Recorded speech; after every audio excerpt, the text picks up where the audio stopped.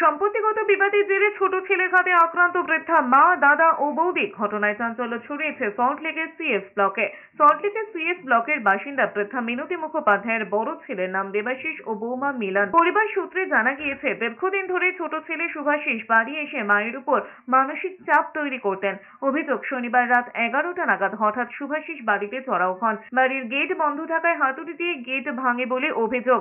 আওয়াজ পেয়ে বৃদ্ধা মা চিৎকার করেন। শুভাশিসকে বাধা দেওয়ার চেষ্টা করেন তার দাদা বৌদি। এরপর ফোন করে গোটা বিষয়টি পুলিশকে জানানো হয়। পুলিশ আসছে শুনে তড়িঘড়ি ছোট ছেলে শুভাশিস বাড়ি থেকে বেরোনোর চেষ্টা করে। তখন দাদা ও বৌদি তাকে বাধা দেওয়ার চেষ্টা করেন। অভিযুক্ত বৌদিকে ধাক্কা মেরে ফেলে দেন বলেই অভিযোগ। পরে থানায় এফআইআর দায়ের করেন বৃদ্ধা। ঠিক আছে। নানান ধরনের খুচখা আছে, এরকম অত্যাচার করছে। এরপরে ওদের চাপ পড়ছে বাড়িতে।